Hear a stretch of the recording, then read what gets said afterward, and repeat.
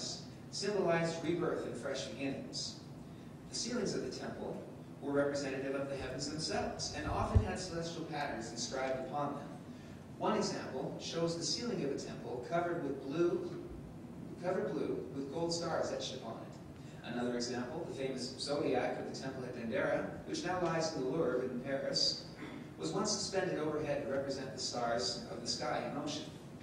Other architectural structures, most notably the obelisk, pointed upward toward the heavens, and many temples, including the temple of Horus at Edfu, were furnished with flagpoles that reached up to 40 meters in height, similarly directing one's gaze heavenward. Stairways were built to access the tops of both pylon towers, but frequently the roofs of the hypostyle and inner halls and chambers, allowing not only for the maintenance of the building structure, but also for rituals such as the New Year's festival at Dendera and the ceremonial uniting of the sun at Edfu.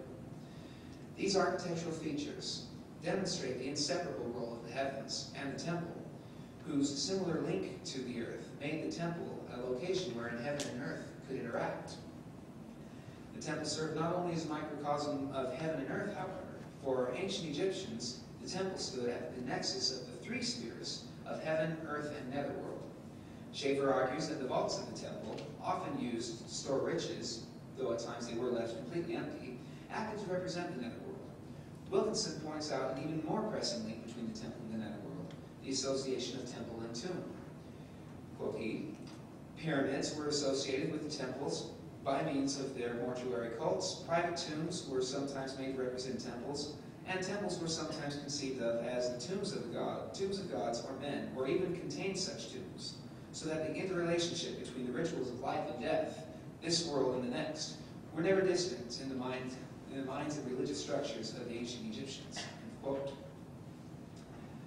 The pyramids that now stand as such immortal symbols of ancient Egypt are but one aspect of the ancient Egyptian religion, at the center of which stood the temple. The temple was, as Wilkinson aptly states, perfectly positioned between the human and divine spheres, between this world and the next, between the ancient past and the distant future, the great interface of reality and myth, where all things came together.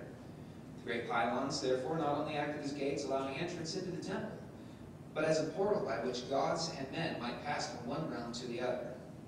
It is specifically because of this microcosmic status that the temple of ancient Egypt was able to serve both as the dwelling place of the gods and as the place where men could interact with divinity.